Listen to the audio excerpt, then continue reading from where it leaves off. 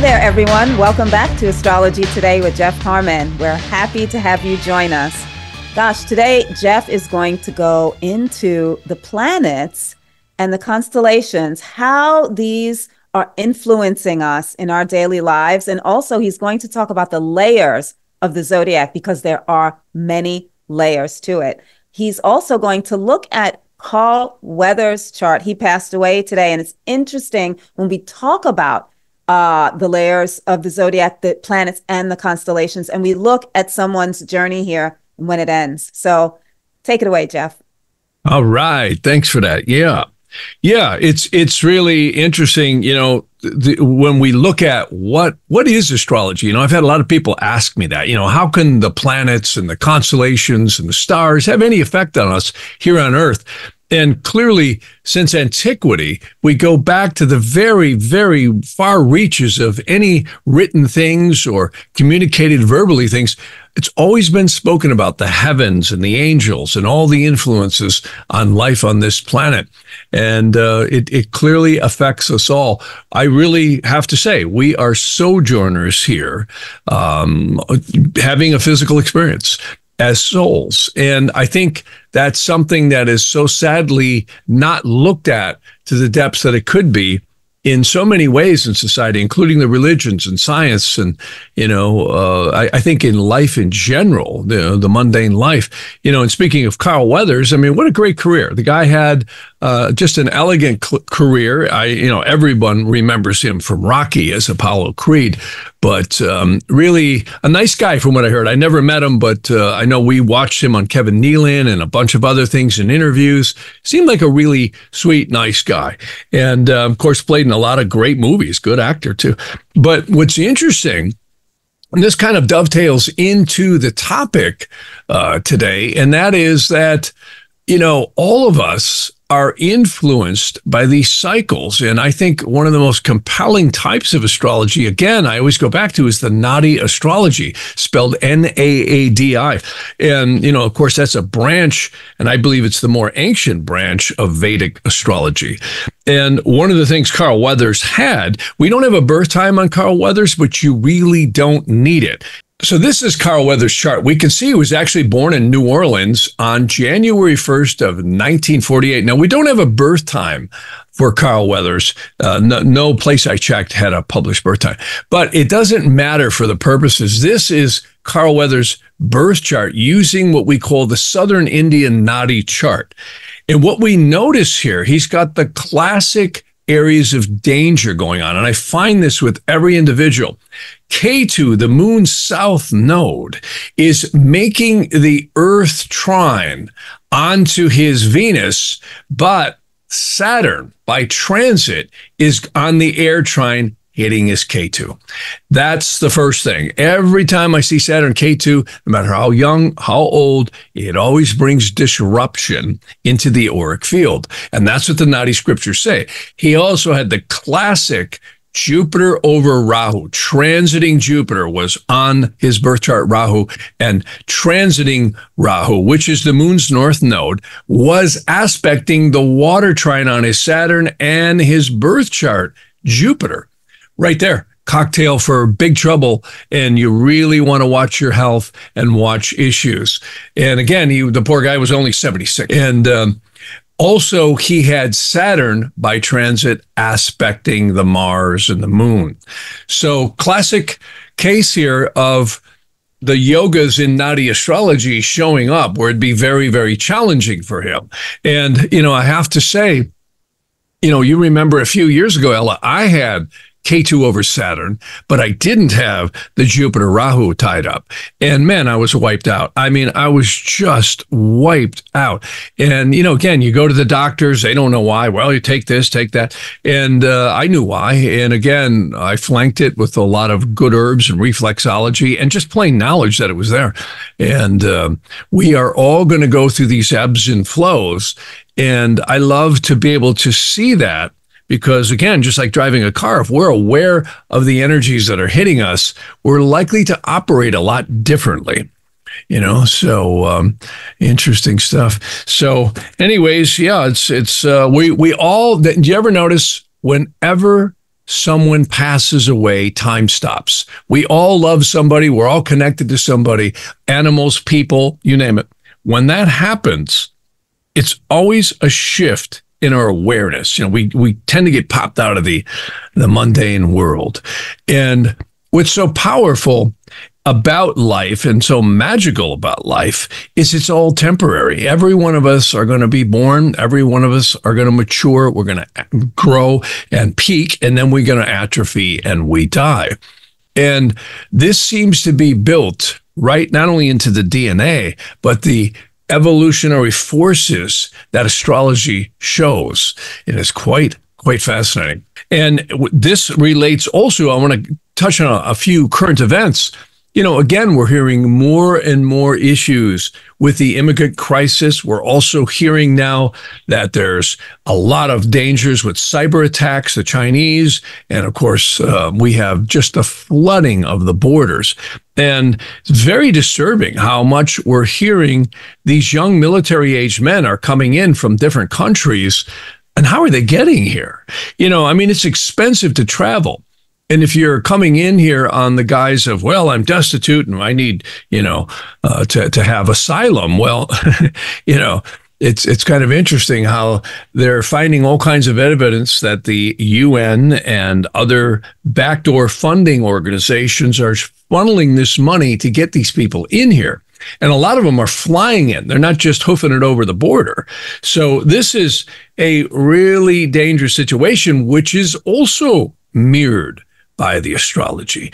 And I have been mentioning this repeatedly on all of our podcasts. One of the things I've been mentioning repeatedly is we are finishing right here a Neptune opposition Neptune. That actually has happened 3 times. The first time was last year, April 4th of 23, came back again October of 23.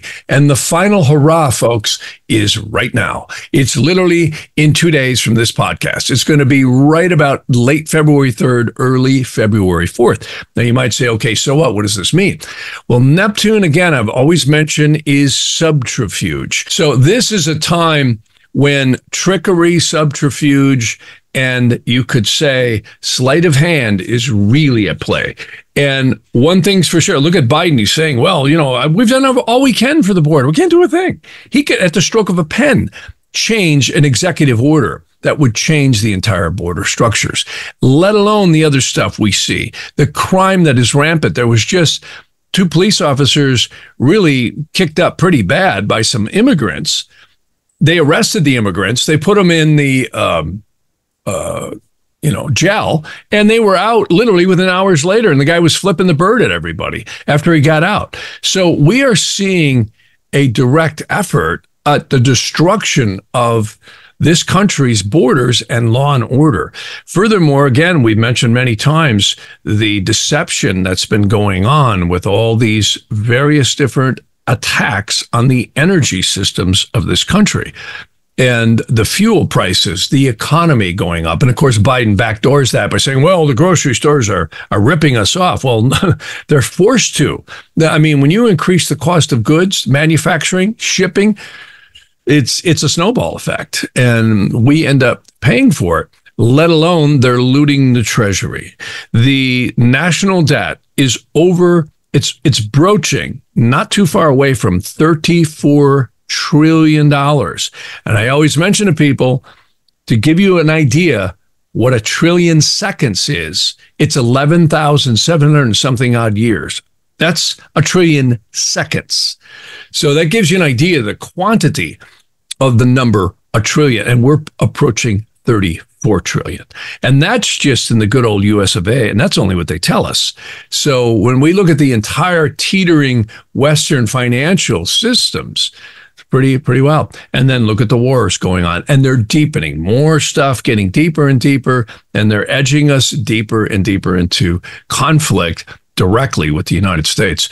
And I've mentioned before, we're seeing, you've got countries who haven't engaged in war, like Sweden, in over 200 something years, are telling their people we're going to engage conscriptions. So again, very dangerous time. And last but not least, this month, February, literally on February, what is it? The 20th, the United States begins its series of the sidereal Pluto return. And what does that mean? Well, Pluto returns is when nations rise and fall. They're destroyed, or they literally are phoenix rising out of the ashes. And this will happen 3 times this year. So this is the commencement. And again, we'll mention as we come up here in April, we got some serious stuff coming up with the Mars-Saturn conjunction and Rahu, the moon's north node, all joining. I think this is when things really start to get cooking. And this is going to be an eventful year here. So a lot of stuff going on. But back to the topic of today. What are we really living in here? And when you look at astrology and the planets and the so-called signs, which are really constellations, and, many astronomers are very critical of astrology. And I have to agree with them in some senses. The constellations sidereal in the sky do not match the signs. And here's why. This may be an angelic construct in these layers of zodiacs. First, there's many secret galactic zodiacs, and many secret societies that have been around or studied use different fixed stars and different sidereal zodiacs, like the star Draco, and for one example. There's also people who use a galactic center. So there's many different types of very deep sidereal type, zodiacs. The one that's more popularized is the one that's around the central sun. Now, this is what basically Vedic astrology centers on. And this is also known as the precession of the equinoxes, where our solar system goes around, and no one knows. It's somewhere between 25,700 and something odd years or 25,900 something odd years. No one really knows. And there's all kinds of mathematical computations, but it's known as the precession of the equinox, hence why we hear we're going into the Aquarian age. Many astrologers say we're already in it. I kind of disagree with that. I think we are approaching it, but maybe, again, closer when the Hebrew calendar runs out in a couple of hundred years, about 230 something years, that's when it might happen, when it hits 6,000. So again, that is the next layer down. Then you get into the tropical zodiac, and many people know their sun sign as one sun sign. They get a reading in Vedic astrology or Nadi astrology, and they find, whoa, wait a minute, everything's changed because the precessions have separated approximately 24 degrees. So this is the tropical zodiac, which is a much denser layer. It's the one that I believe is the physical realm really becoming manifest. And the Vedic sidereal astrology more acts upon the soul. And then there's one final zodiac, and that is a zodiac not many people are familiar with other than in Vedic astrology or if they do traditional astrology. And this is the lunar zodiac. This is a zodiac that is in between the moon and the earth. And it's known as the 27 nakshatras. That's a strange word that just means the 27 lunar mansions. And there are 13-degree, 20-minute divisions in that system. There's also a possibly more ancient system using 28 lunar mansions. And there's all these divisions in there, and they're called padas. And this is extremely important because when we're all born, the exact position of that moon in that lunar zodiac creates a very interesting system in Vedic astrology known as the doshas. Doshas mean time, and we're all in some point in our perception of reality of time, which, is a topic that we've talked about a lot. And there is no time when you really look at our lives. Yes, of course, when we're spanked on the rear in the delivery room or whatever else they did to us, time starts, it begins.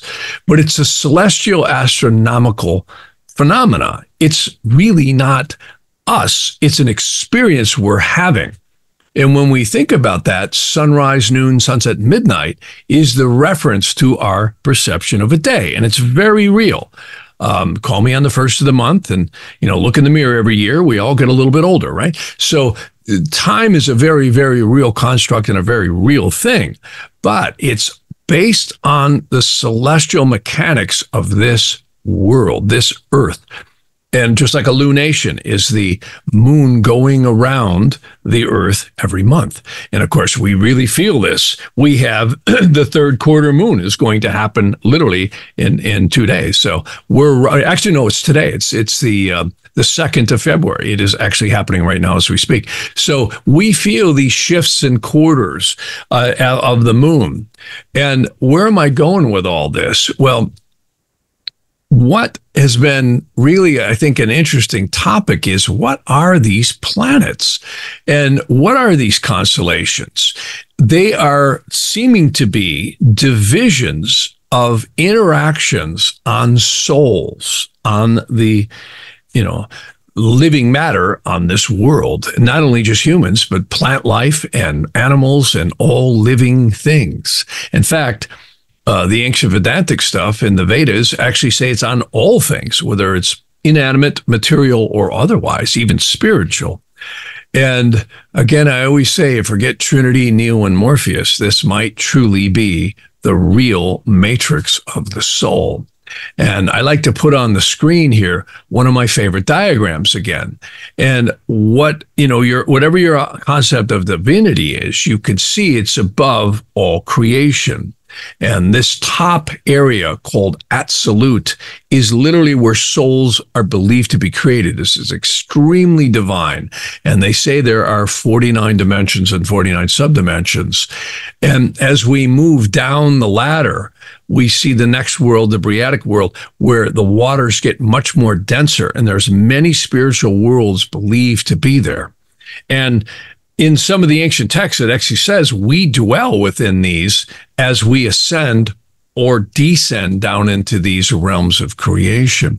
And then, of course, the big one is Yetzirah. Yetzirah is a word that means formation. And this is where the rotating galaxies are. And they claim there could be 49 parallel universes and 49 subdimensions within each one. In fact, even in the ancient Bible, once you get away from the English translations, it actually says there's over 300 worlds very similar to Earth.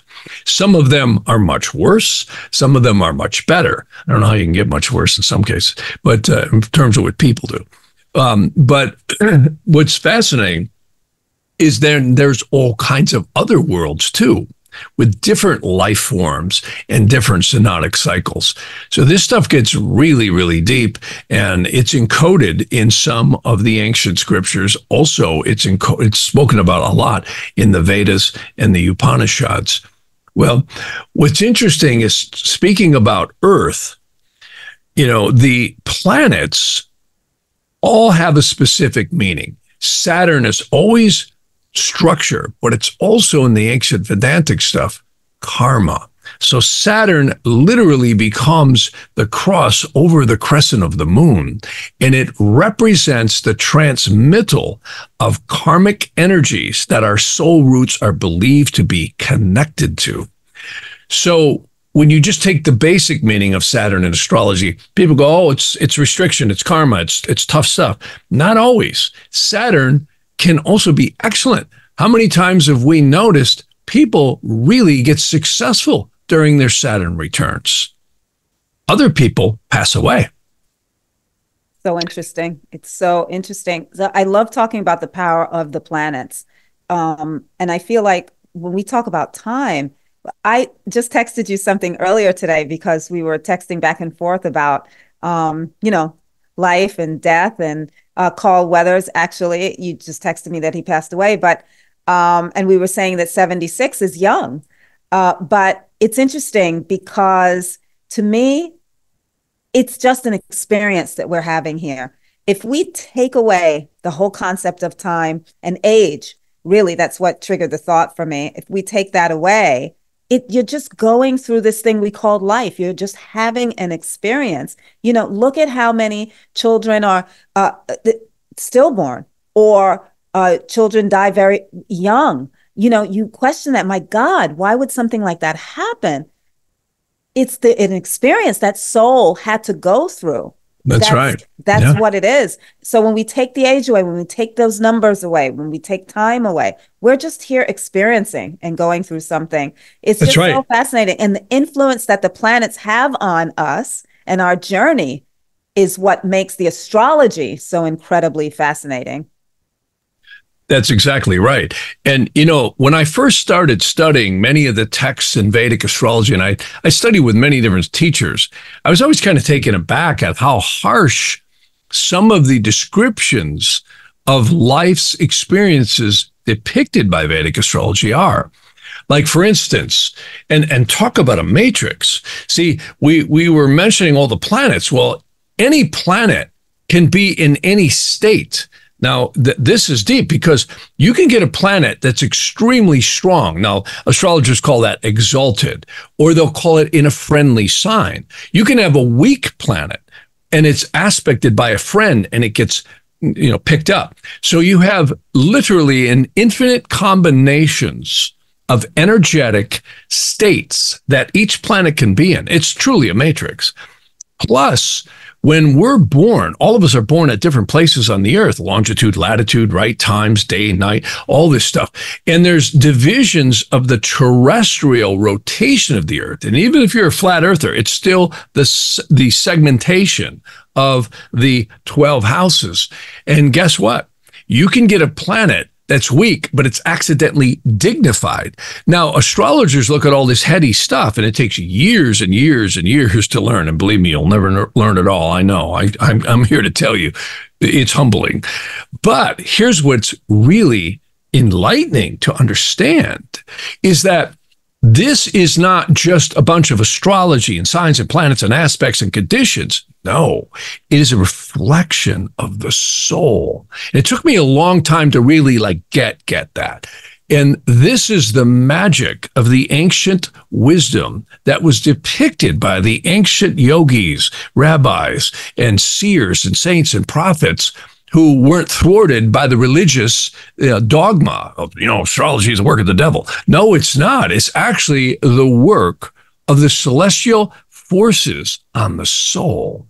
And I was always taken aback by how accurate I would find transits and progressions in my own life to be.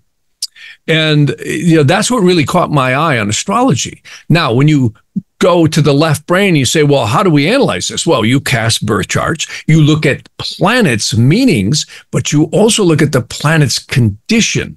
And see, whether you're in Vedic astrology or the ancient traditional astrology, both of which I might add are quite profound, you will find there are very specific, infinite conditions. Like you could have a planet exalted, but what if that planet's exalted and next to a fixed star that's very either benefic or malefic, or some point it gets influenced by it. And then if it's aspected by certain positive or negative aspects in astrology, it totally influences that. So you literally have a reality machine here. Like take Mars.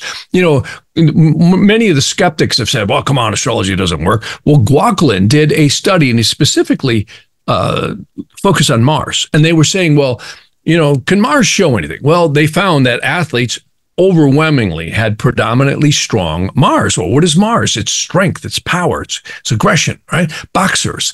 They also found that people who were very mechanically inclined had strong Mars. You see, so it's interesting when you get into the umbrella of possibilities that each planet has. Like I've seen debilitated Mars. Almost everybody I see with the debilitated Mars in Vedic astrology, they have a big self-confidence issue. Somebody was mean to them. They bullied them. Because when you look at all these conditions of every planet, like I've noticed people who have Venus, which rules the general, you could say artistic and creative and pleasantries of life. Venus is a very important planet.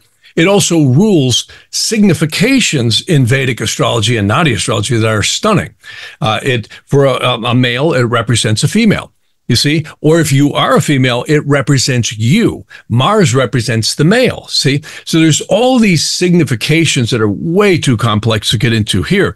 But what's stunning, and I've had the blessings of looking at literally thousands and thousands and thousands of charts of people's birth charts, interrogations, elections, and it just never ceases to amaze me, the infinite, literally infinite combinations that every chart can have. No two charts are the same. This is where the sun sign astrology really goes out the window, because when you look at the totality of the chart, the angels ruling the ascendant, there's angels that rule every single degree of the constellations, and every planet's in one. If you're in a time period called a dosha, or you're in a transit, the angels that are behind that, which really are shown also by fixed stars, influence the way your Saturn acts, totally different than mine or anyone else's. So everyone is unique. You could line up all the Pisces and through Aries side by side and look them all in the eye, and there's not a single one of them the same. We're souls having physical experience. You know, the sun sign astrology worked to sell books, and it's pop astrology. And everybody knows their sun sign.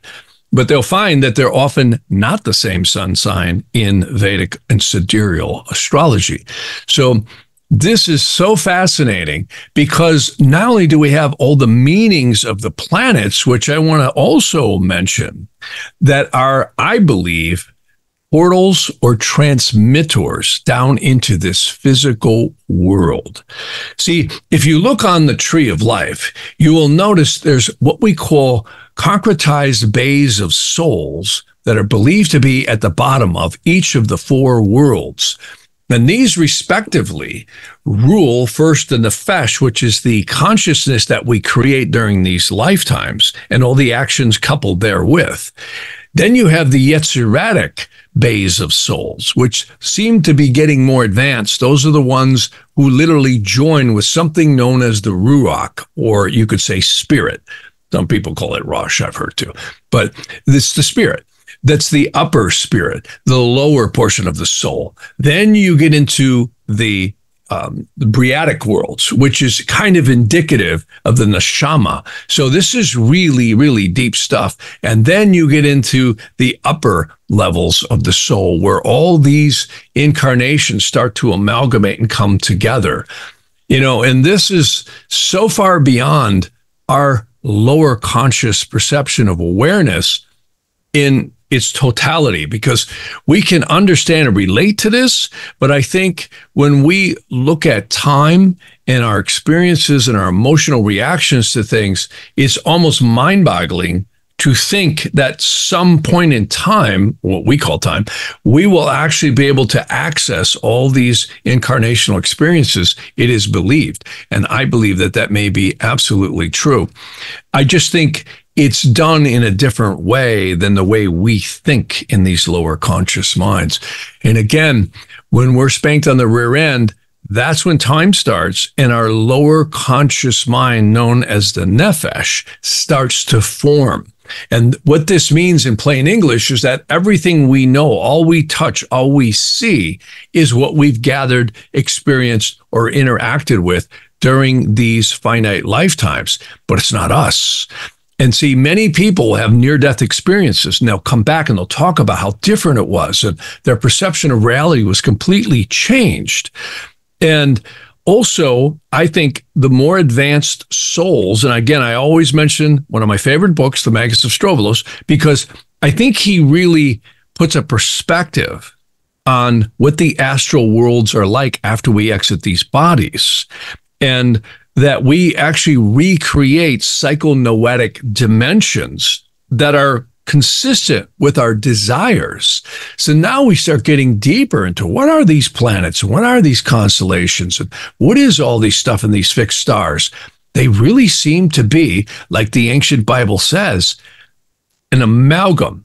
And so does the Sefer Ratziel. That is the book of the Archangel Ratziel, which speaks about this literally myriad matrix of angels that interact with the physical world. Science is yet to even acknowledge this. In fact, many laugh at it, many don't. Again, one of my favorite friends was Claude Swanson, who passed away in Tucson.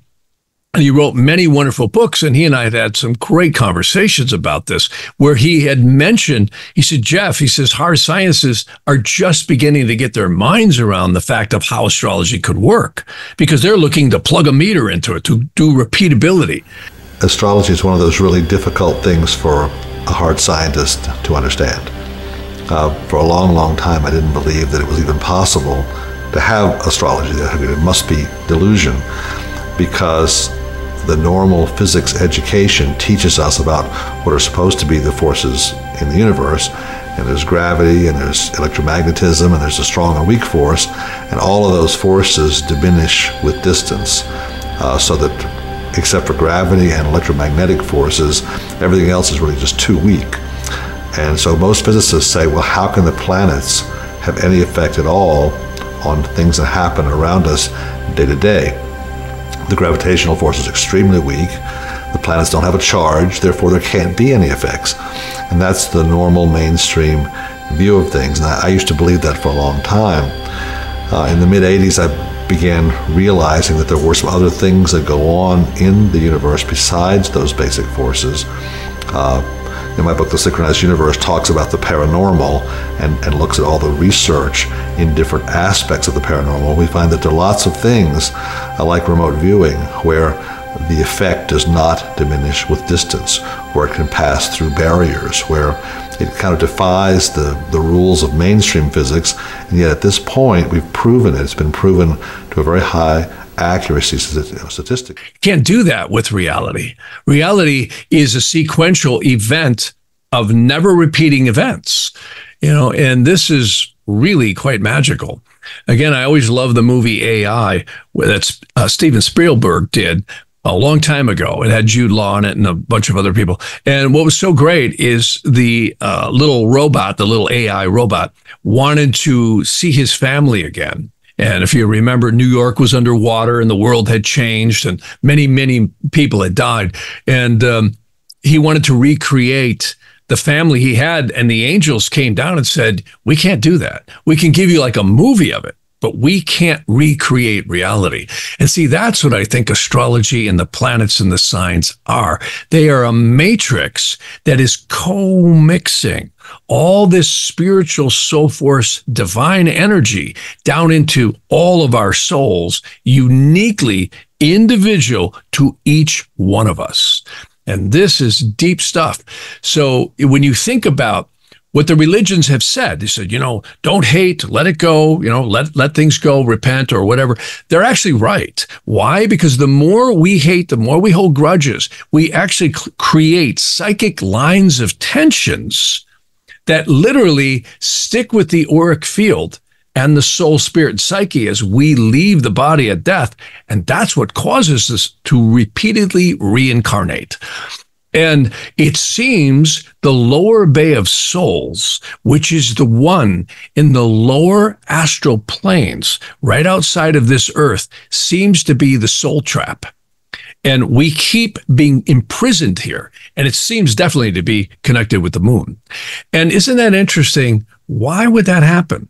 Well, the lower evil spirits, I think, are also imprisoned here in the whole lower Yetziratic worlds, because the Bible, the story of the Garden of Eden, and it's also the same story we hear from the Hunas of Hawaii, the Vedantic, the Vedas, the Tibetan Lamas. I mean, you go to any culture, they have the same similar story of this war in heaven.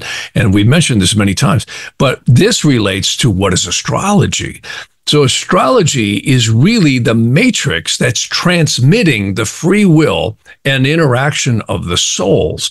And I think we get trapped in this lower bay of souls, which is at the bottom of the four trees of life in each of these worlds, until we get a combination of karmic dissipation of the elementals interconnected with our soul roots.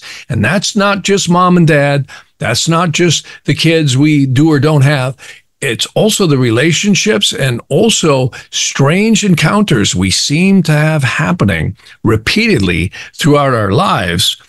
And they play themselves out in what we call time. It's almost like the earth is a grounding rod. And for anyone who's familiar with electricity, if you don't have ground, you have no potential difference. You see, everything oscillates in reference to something. So God might have created time so that everything wouldn't happen at once. And we have free will to literally decide how we want to react to something. And this is what the planets seem to do. They actually seem to be interacting with the soul's free will as well as the boomeranging back of all this karma coming at us.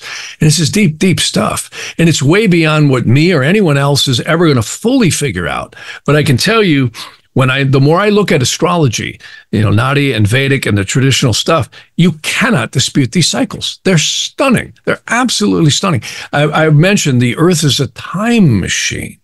Literally, when we are born, we draw first breath. That's when they say the soul is locked to the body in time. And each rotation of the earth equals a year. And so, in other words, if we live to be 90, 100, whatever we live to be, that plays itself back out. All the celestial influences that happened during that first 90 or 100 years, however long we live, literally plays itself backwards out in time through what astrologers call secondary and primary directions. So accurate, it's creepy. So accurate, so accurate. Creepy, but fascinating. Very, and divine. Very fascinating. And divine. And divine. Yeah. Yes, absolutely. Well, thank you, Jeff. This is one we could talk about for a very long time. Like you said, it's very, very deep. Thank you so much for this. Thank you, everyone, for joining us on Fridays. As always, have a good week ahead. Stay safe, stay healthy. We'll see you next time on Astrology Today with Jeff.